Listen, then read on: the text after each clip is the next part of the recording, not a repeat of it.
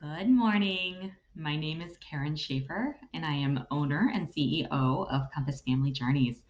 I wanted to do a video this morning on essentially the overview of surrogacy. What is it? I know that most people have a general idea of what it is, but maybe don't know all of the ins and outs, what the process truly looks like, and especially for surrogates or prospective surrogates, what it is you're signing up for. So I just wanted to go through some information quickly today to give a brief overview, and then hopefully we'll have more videos that go into certain aspects a little bit more in depth as we move on through this week. So first, a little bit about Compass. We do both gestational surrogate journeys, and then we also do known egg donation journeys. So if you're looking into being an egg donor, I will have another video on that too, so look out for that. But it's another great option for people that maybe don't want to have quite the time commitment, but it's something that their heart is really set on helping another family grow through third-party reproduction.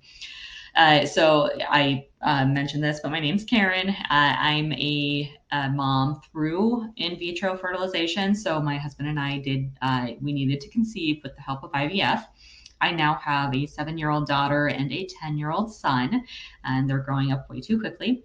I am also a 5-time egg donor, and then a 3-time surrogate, and then also an embryo donor. We ended up donating our last remaining embryos to another family to help them along. So I've personally been involved within the, I guess, infertility world for about over 10 years now, and then professionally on a professional basis for about the last 5 years. So what is surrogacy?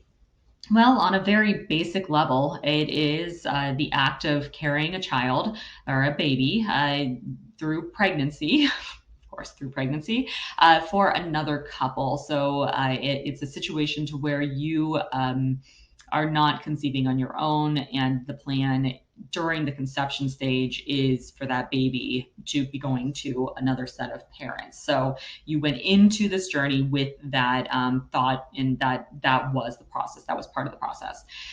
So we here at Compass, we navigate gestational surrogacy, which is where the baby that you're carrying has no genetic connection to you. So your eggs are not utilized at all within this process. The embryos, which is it's basically the start of the fetus from the very beginning. It is made up of the genetic material of either the intended parents. So if we've got like a mom, dad, or either the sperm source or the egg source from the intended parents, or maybe an egg donor or an egg or a sperm donor is used, or even in some cases both. So, but regardless of how that embryo is made, it is not going to be part of your genetics. So the basic outlines of the steps of surrogacy, and this is extremely broad. This isn't it goes nowhere near in depth of what it is, but like I said, I wanted to give a good overview of the process without getting into like all of the details.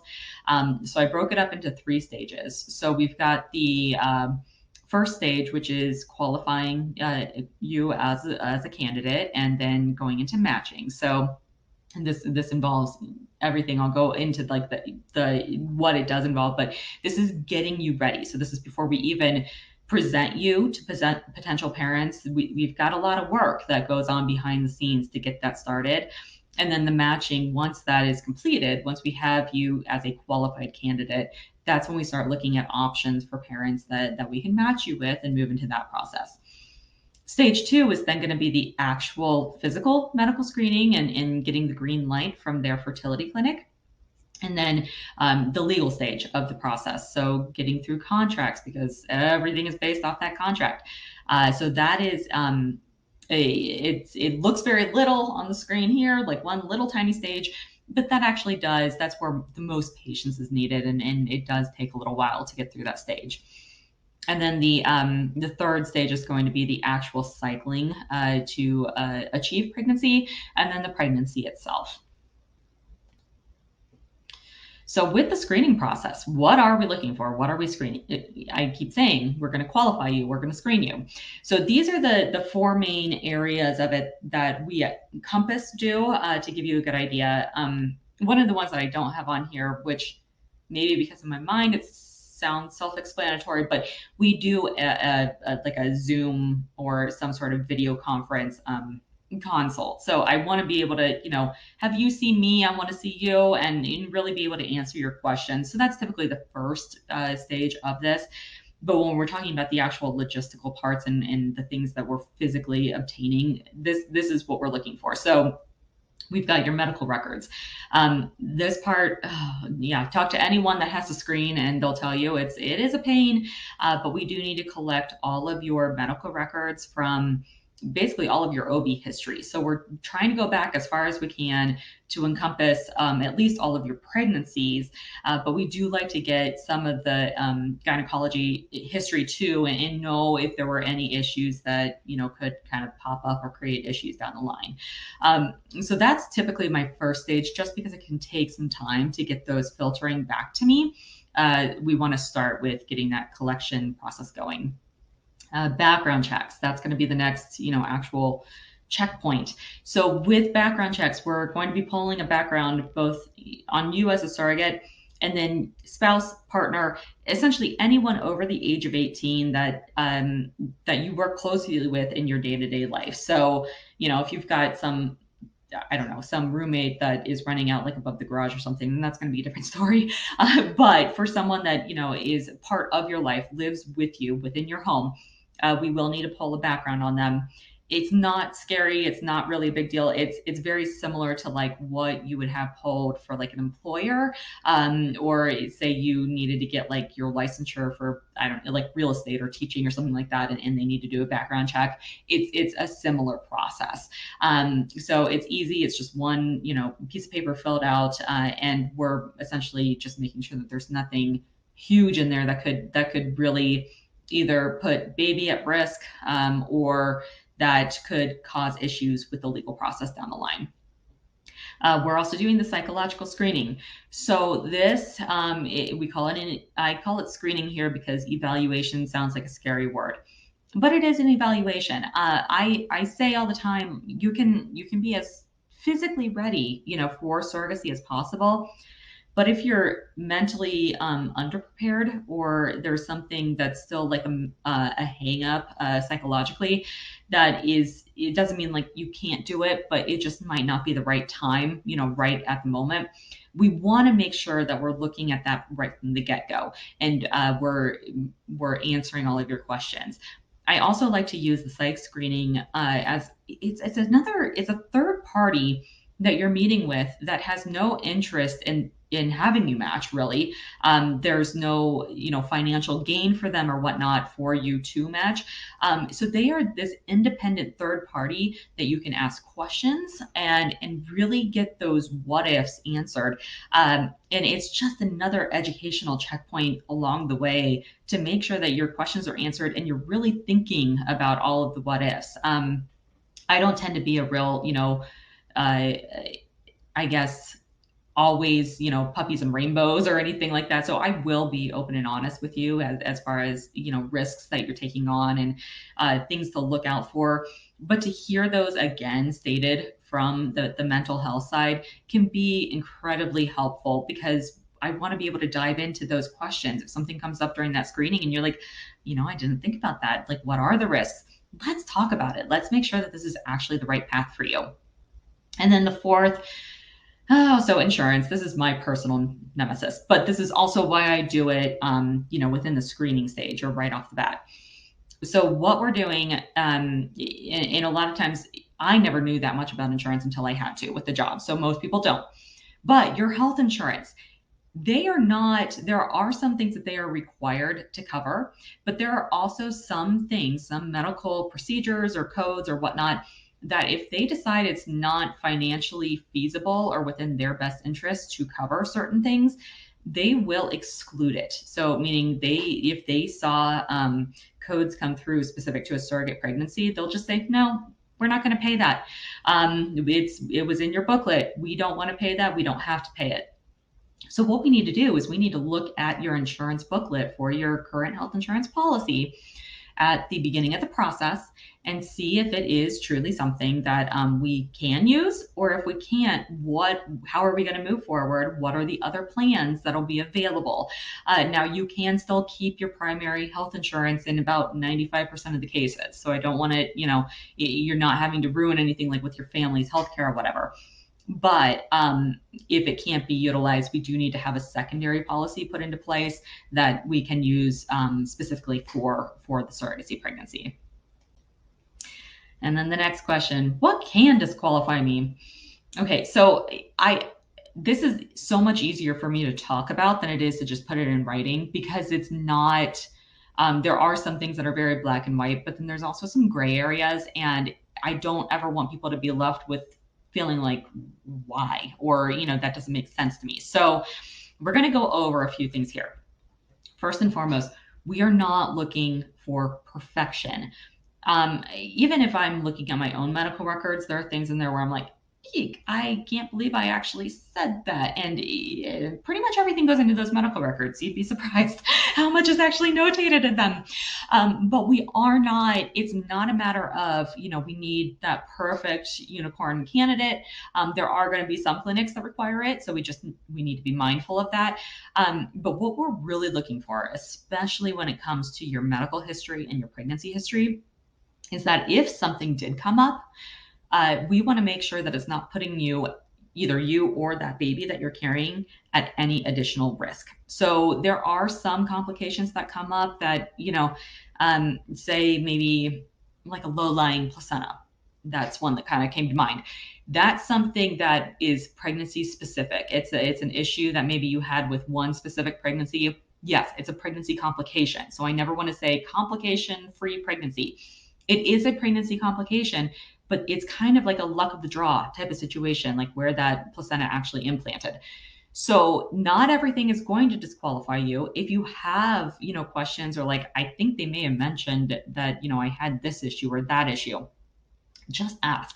I am more than happy. If you don't really remember, let's go ahead and pull those records. It doesn't hurt to pull them. Let's see. But I can also, if there are some things that if you know for sure, I can tell you right off the bat if that's going to be something that'll disqualify you. So we want to look for people in between the ages of 21 and 45. Sometimes that surprises people that we can go up to 45. We're not using your genetic material, like I mentioned, and it's your eggs that actually age more so than the uterus. So you can carry pregnancies as long as we can get a good amount of pregnancy history through your medical records. We can actually have you carry for quite, a long time into like late 30s, early 40s. I don't tend to have a whole lot of candidates that are closer to the 21 range, just because we really do encourage you to be done building your own family. So yeah, there are some that they're like, I already had 2 kids, I started at 18, I'm good, and that's fine. That, if you feel solid in that decision, and the psychological evaluation that you do, notates the same, then we are absolutely fine with rolling forward.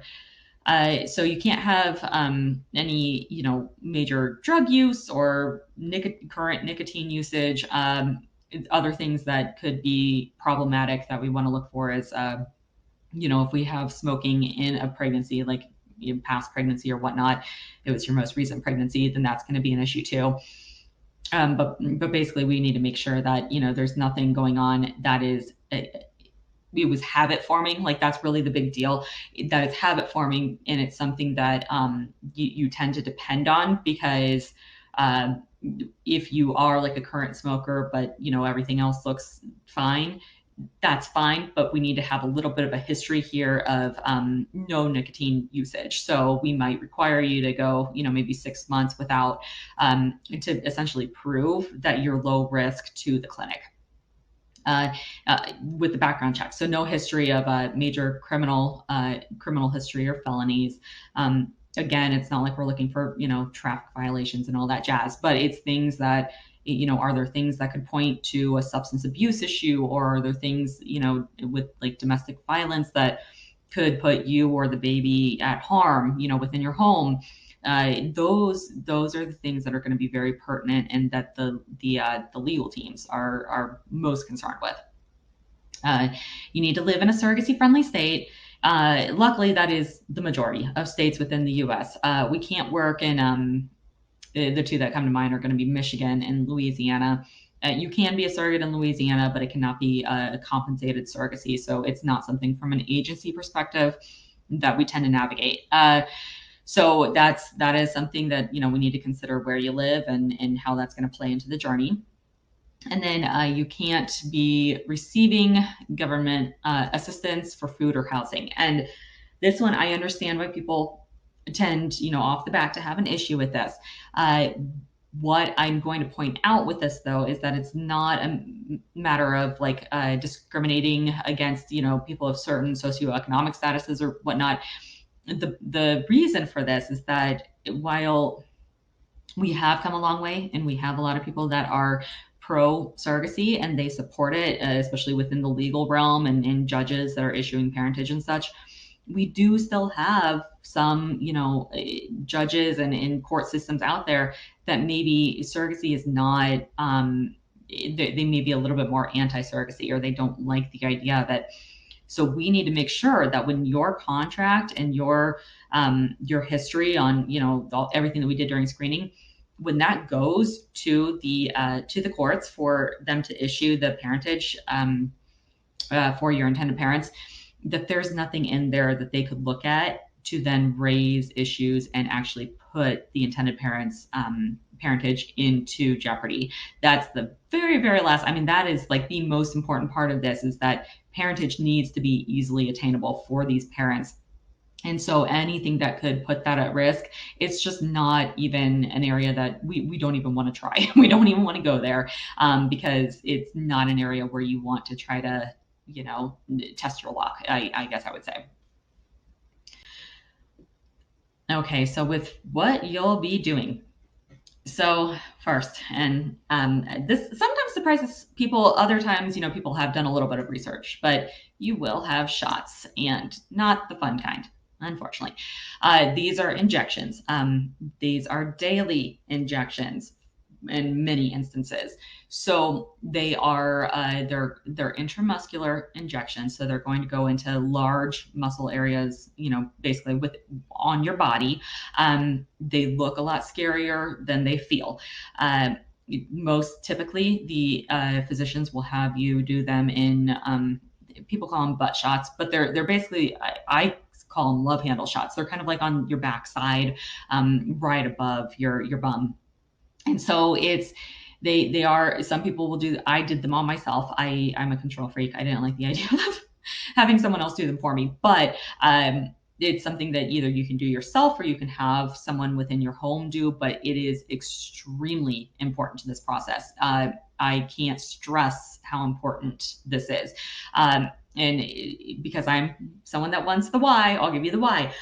This is something, because we are manipulating your body into achieving pregnancy and allowing that embryo to stick, you have not produced the hormones on a natural basis like you would in a natural pregnancy to be able to sustain that pregnancy.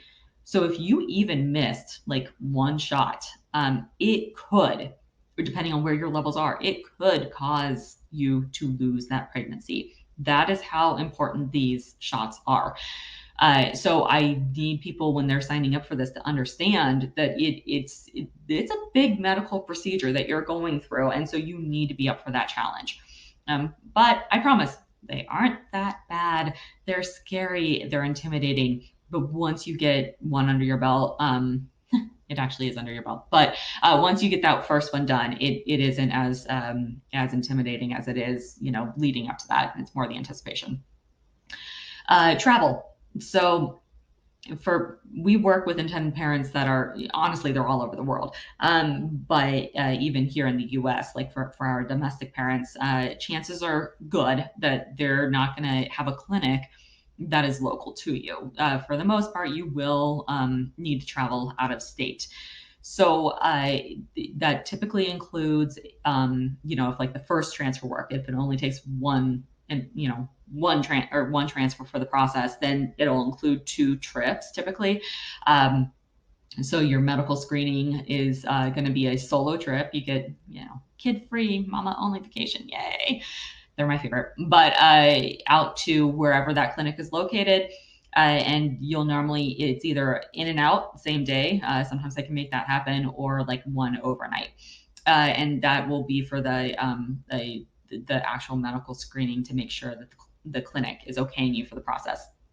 And then let's see. So then you've got sometimes I do want to point this out. Sometimes you do need to go back for a second medical screening. Like if they find something and they need to, take care of an issue before basically giving you the okay. Sometimes it can mean going back again, but for the most part, it's just one visit. And then for the embryo transfer, this is when you can take a companion. You oftentimes do not have to. Again, I like going by myself because I'd much rather sit around and do whatever I want to do that doesn't, involve entertaining someone else. But if you do want a companion there, or if your clinic requires that you have someone there, you are able to take someone for that trip. So that's typically going to be 2 to 3 nights for that one. And I will point out too that all of your expenses are covered for the travel. So it's not something, sometimes you will have to pay for something up front. But for the most part, it's not something where you've got to, sit around waiting forever to get, reimbursed for that. A legal commitment. And I mentioned this before, the legal process can be long, so be prepared for that. But that makes sense because everything is going to be based off of that legal agreement that you have put into place with your intended parents. So we want to make sure that we aren't swooping through that without giving it full thought. That is one area that I tell people, slow down, breathe, let's do this correctly, because if we have a good foundation within legal and questions have been asked and they've been answered, everything in the rest of the journey is going to be so much smoother than if we just rushed it and then we're having to be like, wait a second, I didn't really think this through. But I do point that out as one of the larger commitments with this. And then constant communication. So surrogacy, it is a big undertaking. There are many, many people that will do this either as a stay-at-home mom or even with another full-time position. And as long, you can have a job, you can have, littles running around at home. But the biggest thing is just knowing that it is going to be an additional commitment, and you need to be able to dedicate that time to it. So just make sure that you're prepared and you're ready for that when you take this on. So what is the timeline like? This isn't a matter of, hey, I'm going to get pregnant next month, and do 9 months of pregnancy. Since there are so many, like the initial screening process with the agency, and then you've got the matching process, and then you've got screening and legal, there's a lot of time that goes up, up until the time you actually get pregnant. Now, I have had cases that have gone extremely quickly. They've been as quick as like 12 months, which is insane, but it can happen. And then I've had others that have, taken over 2 years because it's taken, multiple transfers, or they needed some things figured out from their medical screening in order to qualify. So things can happen, and you just need to be prepared that you are signing on for a rather large time commitment to this too. And then for screening, expect that screening to take about 1 to 2 months for me to personally to be able to collect everything to qualify you for the process. There are times that there are some hospital systems where I'll get records like the next day, which is great. So sometimes I have fully screened people in a week before. Now, it's not typical though. So I'd rather set you up for like 1 to 2 months and then have you be prepared for that, and then pleasantly surprised if it goes faster. Matching can take as little as, I might have someone earmarked or know in the back of my mind who you would be perfect for when you've started the screening process. So it can be a day. Other times, if you've got, more stringent matching criteria, or you're looking for something very specific, it could take a few months. So that can also vary depending on that. And I can, talk about kind of what those big ticket items are if you're interested. And then medical and legal, again, that varies. I would say give yourself about 3 to 4 months for that. And then it also it depends, like the entire journey time depends on how many transfers it does take in order to achieve pregnancy. And then and I know that this is supposed to be an overview, but I want to point this out because for some reason, and I love that people are super optimistic coming into this, but this seems to be one area where I get people that are shocked, actually both on the IP and GC side. They think that getting a surrogate and getting to this point, or finding IPs and getting to this point is the hardest part. And like, oh my gosh, we're there, we're getting there. In reality, I always tell people, like, yes, this is, we need to get from A to Z and we want to take a straight line to get there, but it could mean jumping over to track B, C, or D in order to get to Z. Because there are a lot of things that do come up that, maybe we didn't foresee as our plan A. So one of those is going to be that not all first embryo transfers take. I have heard some doctors give very, very high statistics, like 90+%. I've got my own thoughts on that. But I would say from what I was seeing internally, it's closer to about 60%. 60% seems to be a good, accurate number or percentage as to the amount of transfers that take on that first try. So of course we all hope, that you're part of that 60%. And that it only takes one transfer. Journeys are beautiful when everything works out, but you still have to remember there's 40% that don't work. So be prepared, that it could take a few times to be able to achieve pregnancy. And then the longest roadblocks, and I've mentioned this many times because it is important, the longest roadblocks are going to be during screening and legal. Just, work with me. You can be frustrated. I get frustrated too. Lean on me during those times, but we'll try to keep it as efficient as possible. But depending on the caseload that both your medical and your legal team has, sometimes that can take a little bit longer. For instance, right now with clinics, a lot of people are trying to get in their their treatments before the end of the year, before their insurance switches over in January. So a lot of clinics are bombarded, in these next couple months. So that could play in to when we can get you in and truly get the process started. I just like to point that out again, because it's something that if you go unprepared and then it does end up going really fast, then it helps having those proper expectations from the beginning.